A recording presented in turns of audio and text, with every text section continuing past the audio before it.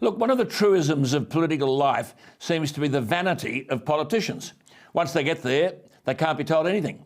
There are many comments made about Scott Morrison's prime ministership. One common theme is he knew everything. He couldn't be told. Josh Frydenberg is in the political wilderness. He couldn't be told that the way forward in politics is for your colleagues to see that you are loyal on the one hand, which Josh is, but an independent thinker on the other.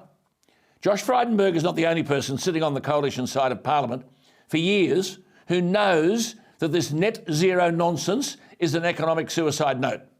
So why were we trotting off to Glasgow to rubber stamp Labor policy, remembering that even though Labor are in government, 7 out of 10 Australians didn't vote for them?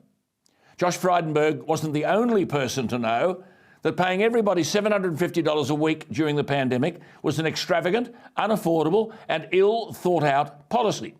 Britain, not without its own stupidity, embraced the furlough policy, where workers are temporarily laid off but paid. But they were paid 75 to 80% of what they were earning prior to their being laid off during the pandemic. 75% of the casual on $600 a week would be $450. But Morrison and Frydenberg gave them $750. And here we are with $1 trillion plus of debt. I was rubbished by supporters of the Morrison government when I spoke to the federal Labor member for the Canberra seat of Fenner, Andrew Lee, a former professor of economics at ANU with a PhD in public policy from Harvard, a graduate of the University of Sydney with first-class honours in arts and law, and a fellow of the Australian Academy of Social Sciences. He doesn't make it very highly in the pecking order of the Albanese government because he's not factionally aligned. He and I discussed on air the JobKeeper payments made to businesses who would otherwise have to lay off staff due to the economic impact of the pandemic. The total cost of JobKeeper, about $90 billion, $90,000 million. To receive the payment, the businesses and not-for-profit organisations had to demonstrate or forecast a particular shortfall in revenue.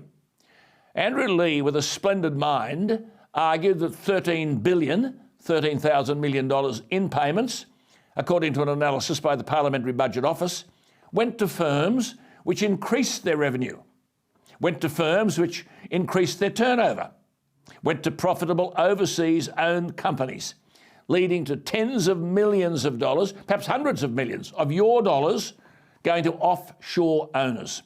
I quoted at the time the Australian economist and historian Ludwig von Mises, who famously said, "I'd hoped to be the agent of reform, but it turned out I was merely the chronicler of decline." Well, decline indeed. The government didn't ask for the money back.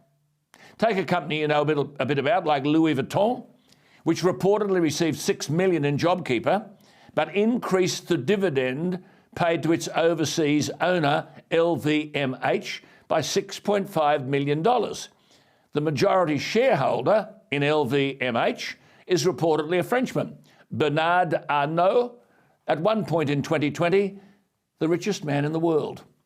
Professor Judith Sloan, who talks sense in simple language, said at the time, and I quote, "The wildly expensive JobKeeper will rank as the single most irresponsible and reckless spending program ever undertaken by a government," unquote. Treasury at the time published a report that 15% of JobKeeper was being paid to firms with rising revenues. Josh Frydenberg, in his first speech to the Parliament, because in all of these things, you couldn't tell the government. They knew everything. You couldn't warn them. Yet Josh Frydenberg, in his first speech to the Parliament, said, "What I know is true, Frydenberg," and I quote him, "We must always remember that whenever we create a new arm of bureaucracy or expand a field of activity, we're not spending our own money. We're spending the money of our citizens, who look to us as the guardians of their wealth," unquote. Where does JobKeeper fit into that philosophical statement?